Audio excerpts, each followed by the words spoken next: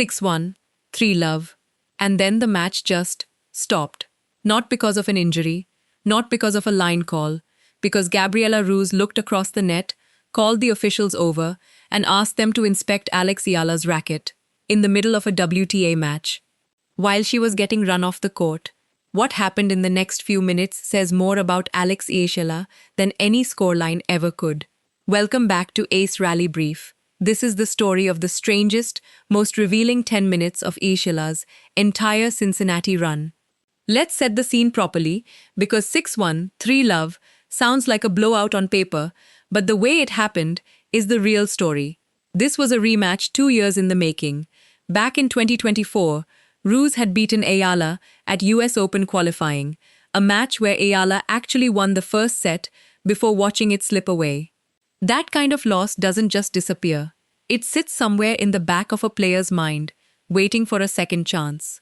Cincinnati was that second chance, and from the very first game, it was obvious this wasn't going to be a repeat. Eala's lefty spin kept landing in spots Ruse simply didn't want to be. Her returns arrived early and heavy, taking away the one thing servers usually rely on to reset, a few free, comfortable points on their own serve. Ruse never got that comfort. Every service game felt like defense from the first ball. By the time the first set closed out 6-1, this wasn't a sharp start that might fade situation. Eala had built total control of the court, the rhythm, and increasingly the mood inside Tony Trabert Stadium 3. The second set picked up exactly where the first one left off. 2 more breaks, 3-love. Ruse wasn't just losing points. She was running out of answers for a match that refused to slow down. And that's when it happened. Down 6-1, 3-0, Ruse asked officials to inspect Eala's racket. Think about how unusual that actually is. Players ask for towels. They challenge line calls. They complain about noise or wind or a slow court. A mid-match equipment check is different. It carries an implication that doesn't need to be said out loud. It suggests something might be wrong, that the player dominating you might have an edge that isn't quite legitimate. The crowd understood exactly what it meant, and they didn't like it. You could feel the temperature in the stadium shift instantly, a mix of confusion, then a rising uncomfortable murmur as people realized what was being questioned. Here's the thing about timing, though. It matters enormously.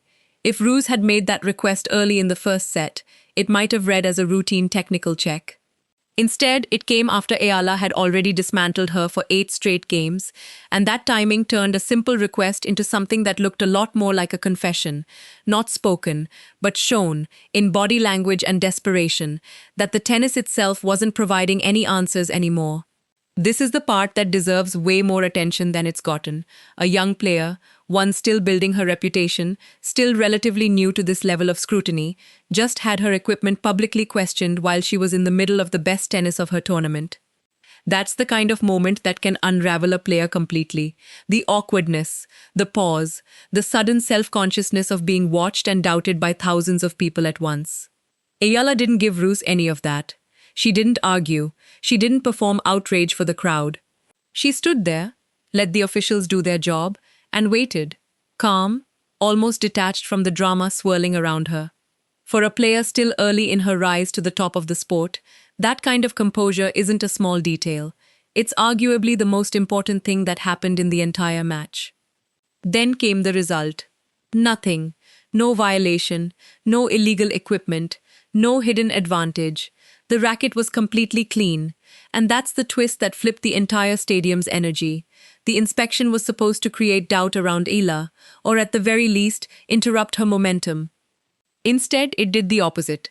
It put the question in front of everyone, and then answered it in the most public way possible. The racket was fine. The problem, as far as anyone in that building could tell, was simply that Eala was playing better tennis. Once the inspection cleared Eala, the crowd's energy didn't calm down. It sharpened. Every point after that felt like it carried extra weight. Fans weren't just cheering a player who was winning anymore. They were reacting to a player who'd just been publicly doubted and publicly vindicated in the same 5 minutes. That's a dangerous shift for an opponent to deal with. The entire purpose of stopping a match's rhythm is usually to cool the leading player down, buy a little time, maybe throw them off their groove. Instead, this pause did the reverse. It heated the crowd up and made Ruse's pressure even more visible than before. Online, the moment spread fast. Fans clipped it, argued about it, and, inevitably, turned Eala's difficult-to-read spin into a nickname of its own, only half joking about how impossible it seemed to time. None of that is official tennis vocabulary, obviously, but it captured something real. Ruse wasn't struggling because of anything hidden in the racket. She was struggling because the ball kept arriving in places her instincts weren't built for. Here's where fairness matters, because the story didn't end with a tidy match point. After the inspection, Ruse needed medical treatment, receiving attention for what appeared to be a foot or ankle issue. That part is real, and it deserves acknowledgement. A moment can look like gamesmanship and still be followed by a genuine physical problem.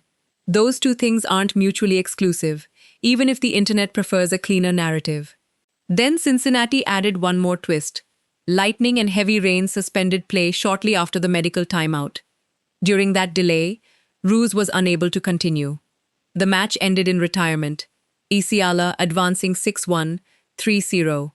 Read only the scoreline, and this looks like a routine result. Dominant set, partial second set, injury retirement.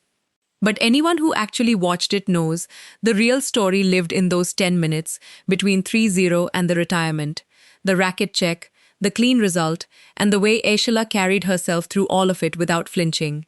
This wasn't just revenge for a 2-year-old qualifying loss. It was a stress test Eala didn't know she'd be given, and she passed it in a way that had nothing to do with her forehand. Handling elite tennis is one thing.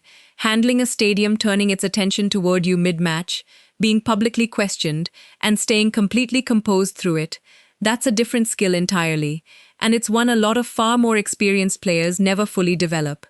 Which makes what came next even more interesting. Waiting on the other side of the draw was Amanda Anisimova, a former world number 3, a 2-time Grand Slam finalist, someone who brings pressure of an entirely different magnitude. After Cincinnati, she wasn't looking at Eala as a nice underdog story anymore. She was looking at a player who'd just proven she doesn't rattle, even when the match tries to make her. So here's the real headline from that match. The racket was never the problem. It never had been.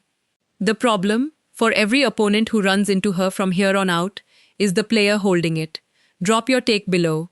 Gamesmanship, genuine frustration, or the clearest sign yet that Alex Eala had already broken the match wide open. This is Ace Rally Brief. We'll see you next time.